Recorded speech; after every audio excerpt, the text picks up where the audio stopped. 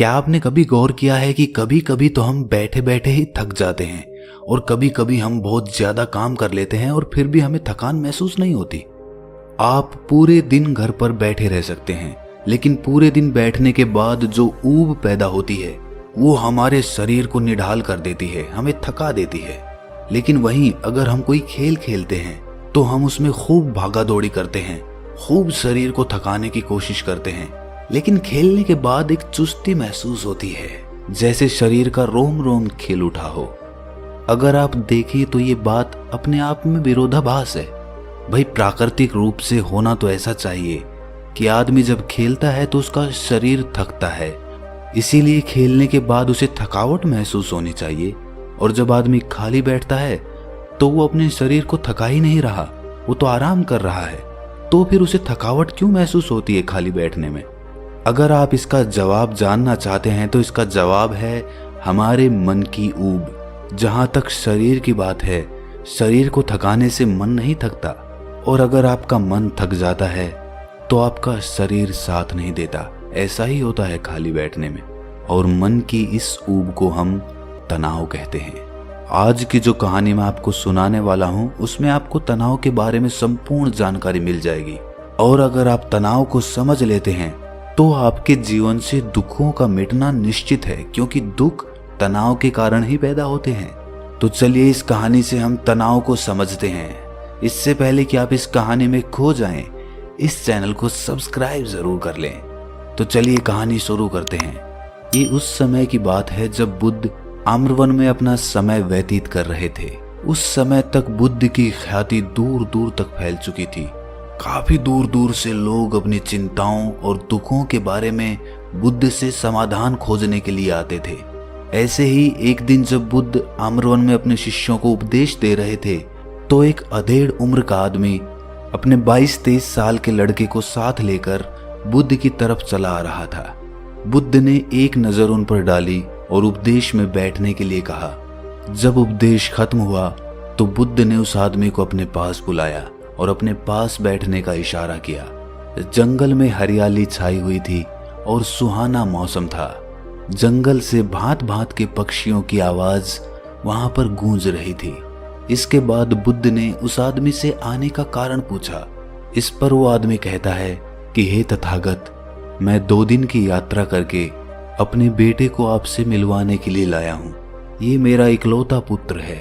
ये हमेशा थका थका रहता है। ऐसा लगता है कि इसके शरीर में कोई जान ही नहीं है, कोई प्राण ही नहीं है। अगर हम इससे कुछ कहते हैं तो ये हमारी छोटी छोटी बातों पर गुस्सा करता है। इसकी देखने की क्षमता भी उम्र से पहले ही कमजोर हो गई है और इसके बाल भी पकने लगे हैं। मुझे तो कुछ समझ नहीं आता कि ये सब हो क्या रहा है। भला इतनी कम उम्र में ये इतनी बड़ी उम्र का लगता है। हे बुद्ध, मैं अपने बेटे को लेकर बहुत चिंतित हूँ। जब मैं अपने बेटे को चिकित्सकों के पास लेकर गया तो उन्होंने कुछ औषधियां देकर कहा कि अपने बेटे को तनाव कम लेने दिया करो। वो अपने दिमाग में तनाव लेता है और इसी वजह से उसकी ऐसी हालत हो रखी है। लेकिन उनके लाख बताने पर भी मुझे तनाव का मतलब समझ में नहीं आया। मुझे पता ही नहीं कि तनाव होता क्या है और उसे कैसे उसके दिमाग से निकाला जाए। उसके लिए पहले तो मुझे ये समझना होगा कि तनाव होता क्या है। और इसीलिए बुद्ध, मैं आपके पास आया हूँ। कृपया करके मेरी इस समस्या का समाधान कर दीजिए। ये सुनकर बुद्ध उस लड़के को बड़ी गौर से देखते हैं। उसकी आंखों में देखते हैं, उसके चेहरे को देखते हैं और फिर उसके हाथ की नब्ज भी देखते हैं। ये सब विधियां करने के बाद बुद्ध उस आदमी से कहते हैं कि तनाव लेना तो कोई नहीं चाहता, लेकिन फिर भी तनाव लोगों को दीमक की तरह पकड़ लेता है और इंसान को ये पता ही नहीं चलता कि वो तनाव में जी रहा है। लेकिन अगर वही इंसान तनाव को समझ लेता है, तनाव के बारे में कोई ऐसा पैमाना बना लेता है कि उसे पता चल सके कि वो कितना तनाव में है, तो वो उस समस्या का समाधान भी खोज सकता है। मुख्य रूप से तनाव के 8 कारण होते हैं। इसके बाद बुद्ध कहते हैं कि सबसे पहले तो हमें ये समझना होगा कि तनाव होता क्या है। जब कोई इंसान कोई काम कर रहा होता है और उसका मन कहीं दूर भटक रहा होता है, कल्पना में होता है, तो उससे शरीर और मन के बीच दूरी पैदा हो जाती है। और जितनी दूरी शरीर और मन के बीच में होगी, हम उतने ही निद्रा की अवस्था में होंगे। और इसी दूरी को, इसी खिंचाव को तनाव कहा जाता है। कोई खेल खेलने के बाद आदमी चुस्ती महसूस क्यों करता है? हालांकि उसने अपने शरीर को तो थकाया है, लेकिन समझने की बात यह होती है कि खेलते वक्त मन और शरीर पूरा उस खेल पर केंद्रित होता है, जिससे शरीर और मन में दूरी पैदा नहीं होती और कोई तनाव पैदा नहीं होता, बल्कि हमारा तनाव दूर हो जाता है।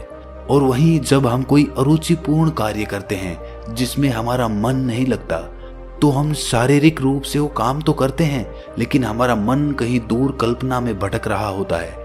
इससे शरीर और मन में एक दूरी पैदा हो गई और तनाव ने जन्म ले लिया।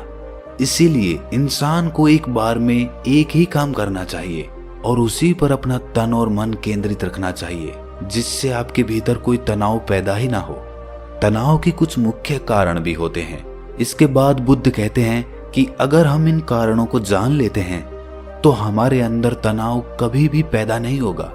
मुख्य रूप से जो कारण है उसमें सबसे पहला कारण होता है महत्वाकांक्षा। महत्वाकांक्षी होना अच्छी बात होती है, लेकिन कभी आपने गौर किया है कि इंसान के लक्ष्य कभी पूरे ही नहीं होते हैं, क्योंकि इंसान का कोई एक लक्ष्य होता ही नहीं है। जब इंसान एक लक्ष्य को प्राप्त कर लेता है तो दूसरा लक्ष्य स्थापित हो जाता है, और इसी तरह वो अपने लक्ष्य को पाने के लिए गोल गोल घूमता रहता है। इसीलिए जो इंसान ज्यादा महत्वाकांक्षी होता है, जिसे बड़े बड़े लक्ष्य प्राप्त करने होते हैं, वो वर्तमान में कभी नहीं जी पाता। उसका मन हमेशा भविष्य की योजनाएं बनाता रहेगा और बस उसका शरीर वर्तमान में होगा, उसका मन भविष्य में होगा, और इन दोनों की दूरी की वजह से उस आदमी में तनाव पैदा हो जाएगा। इस पर वो युवक पूछता है कि हे बुद्ध, तो क्या आदमी को अपना लक्ष्य ही नहीं बनाना चाहिए? क्योंकि लक्ष्य बनाना भी तो महत्वाकांक्षा होती है। इस पर बुद्ध कहते हैं कि जीवन में कोई लक्ष्य बनाना गलत बात नहीं है। समस्या पैदा तब होती है जब हम पूरे का पूरा ध्यान उस लक्ष्य पर ही लगा देते हैं। आदमी को वर्तमान में जीना आना चाहिए। आप लक्ष्य बनाइए, उनके प्रति निरंतर मेहनत करिए, लेकिन इसके साथ साथ आपके दिमाग में ये ख्याल भी होना चाहिए कि आप अभी वर्तमान में जी रहे हैं। इसके बाद बुद्ध ने तनाव का दूसरा मुख्य कारण बताया, जो कि था ईर्ष्या। बुद्ध ने कहा कि जब आदमी ईर्ष्यापूर्ण या द्वेषपूर्ण हो जाता है तो भी उसका मन सड़ने लगता है। ईर्ष्या आंतरिक घाव होता है। आंतरिक मतलब मन का घाव होता है। शरीर का घाव तो भर जाता है, लेकिन मन का घाव कभी नहीं भरता। इसीलिए इंसान को दूसरे की तरक्की से कभी ईर्ष्या नहीं करनी चाहिए। तनाव का तीसरा मुख्य कारण होता है किसी दूसरे से अपेक्षा। बुद्ध ने बताया कि एक बाप होने के नाते वो अपने बेटे से बहुत सारी अपेक्षाएं रखता है कि मेरा बेटा एक कामयाब इंसान बने, वो जिस तरह मैं चाहता हूं उस तरह का जीवन जिए। और जब आदमी किसी से अपेक्षा करने लगता है तो कहीं ना कहीं वो अनजाने में खुद के लिए तनाव पैदा कर रहा होता है। जरा सोचिए कि वही बेटा अगर अपने बाप के हिसाब से नहीं चलेगा, वो नहीं बन पाएगा जो उसका बाप चाहता है, तो फिर उसके पिता के मन को तनाव पकड़ लेगा। इसीलिए किसी से भी अपेक्षा नहीं करनी चाहिए, ना ही दूसरे से और ना ही खुद से। इसके बाद तनाव का अगला मुख्य कारण बताते हुए बुद्ध ने कहा कि अरुचिपूर्ण कार्य करने से भी मन में तनाव पैदा होता है। जिस काम में हमारा मन ही नहीं लगता, जिसमें हमारी रुचि ही नहीं है, तो उस काम में हम अपना मन नहीं लगा पाएंगे। हमारा मन कल्पनाओं की उड़ान भरेगा और हमारा शरीर वहीं बैठा रहेगा। इसीलिए दोनों में दूरी पैदा होने की वजह से ये भी तनाव का कारण बन जाता है। इसीलिए आदमी को सिर्फ रुचि के हिसाब से ही कार्य करने चाहिए। इसके बाद बुद्ध ने कहा कि शारीरिक दुख भी तनाव का कारण होता है। जब आदमी को कोई शारीरिक कष्ट होता है तो आदमी का मन उसी बीमारी के बारे में सोचता रहता है, जिससे उसके मन में दुख के विचार पनपते हैं और वहां पर तनाव पैदा हो जाता है। ये सुनकर उस आदमी ने कहा कि हे बुद्ध, शारीरिक दुख तो किसी को भी आ सकता है, तो क्या वो आदमी हमेशा तनाव में ही जिएगा? इसका जवाब देते हुए बुद्ध कहते हैं कि ये बात ख्याल करने की होती है कि हमारा जीवन दुखों का आगार है। जैसे जैसे हमारी उम्र बढ़ती है वैसे वैसे बीमारियां आती हैं, दुख आते हैं और एक दिन मौत भी आती ही है। तो बीमारियां जीवन का अभिन्न हिस्सा है। किसी में वो समय से पहले आती है तो किसी में बाद में आती है। और जब इंसान का मन इसके बारे में समझने लगेगा तो वो अपनी बीमारी के बारे में सोचकर ज्यादा तनाव नहीं लेगा, क्योंकि वो जीवन का एक अभिन्न हिस्सा है। और इसके लिए आदमी को शारीरिक रूप से भी अभ्यास करते रहना चाहिए ताकि उसका शरीर लंबे समय तक स्वस्थ बना रह सके। और ये भी जान लो, तनाव का एक मुख्य कारण होता है अपनी योजनाओं को समझने के लिए वक्त न देना। कुछ इंसानों के मन में कोई ख्याल पनपता है और वो उस पर बिना सोचे समझे कार्य करना शुरू कर देते हैं, और जब उस काम में उन्हें नाकामयाबी मिलती है तो वो तनाव से भर जाते हैं, क्योंकि उन्होंने वो काम शुरू करने से पहले उसके बारे में पूरी जानकारी नहीं ली थी। आदमी को कोई भी योजना बनाते वक्त उसके बुरे परिणाम के बारे में सबसे पहले सोचना चाहिए।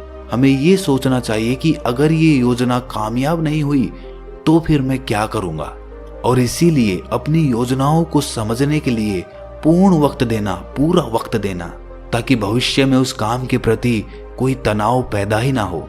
और सबसे आखिरी कारण जो तनाव का होता है वो होता है ज्यादा सोचना। निरंतर सोचते रहना भी एक बीमारी होती है, और इसको दूर करने के लिए आदमी को नित्य प्राणायाम और ध्यान करना चाहिए। ये सुनकर उस आदमी ने हाथ जोड़ते हुए बुद्ध से पूछा कि हे बुद्ध, मेरा बेटा तो अभी मात्र 23 साल का है और उसमें इतनी समझ भी नहीं है कि वो इतनी सारी बातों का एक साथ अनुसरण कर सके। कृपया करके तनाव मुक्त रहने का कोई आसान सा मंत्र बता दें, जिससे आदमी उस मंत्र का अनुसरण भी कर सके और तनाव मुक्त भी रह सके। ये सुनने के बाद बुद्ध ने कुछ सोचते हुए जवाब दिया कि इसके लिए एक छोटी सी विधि है। अगर तुम इतनी बातों का पालन नहीं कर सकते तो तुम एक बार में एक काम को करने पर ही ध्यान लगाओ। जो भी तुम काम कर रहे हो, बस एक काम एक बार में करो और उस काम को पूरा ध्यान लगाकर करो। अगर तुम्हारा ध्यान इधर उधर भटकता है तो जब याद आए तो वापस उसे उसी काम पर लगा दो। ये सबसे आसान और सबसे अच्छा तरीका है तनाव मुक्त रहने का। अगर तुम खाना खा रहे हो तो खाना खाने पे ही अपना ध्यान केंद्रित कर दो। अगर तुम चल रहे हो तो चलने पे ही अपना ध्यान केंद्रित कर दो। इससे तुम्हारा मन और तुम्हारा शरीर दोनों एक जगह पर रहेंगे और दोनों के बीच दूरी नहीं पैदा होगी, जो कि तनाव का मुख्य कारण होती है। दोस्तों, आज की युवा पीढ़ी एक बार में 2-2, 3-3, 4-4 काम एक साथ करती है। जैसे कि कोई आदमी खाना खाते वक्त टेलीविजन भी देखता रहता है, फोन पे बात भी करता रहता है और फिर बाद में कहता है कि मैं तो तनाव में रहता हूँ। जब 3-3 काम एक साथ करेगा आदमी तो तनाव पैदा होना तो लाजमी ही है, क्योंकि मन तो पूरा ध्यान लगाकर एक बार में एक ही काम कर सकता है। पूर्ण रूप से ध्यान दो चीजों पर कभी नहीं लग सकता। इसीलिए जहां तक संभव हो सके कोशिश कीजिए कि आप अपना ध्यान एक ही काम पर लगा पाएं। तो दोस्तों, कैसी लगी आपको ये कहानी कमेंट सेक्शन में जरूर बताना, और अच्छी लगी तो इस चैनल को सब्सक्राइब करना मत भूलना। तो मिलते हैं अगली कहानी में, तब तक के लिए अपना ख्याल रखें।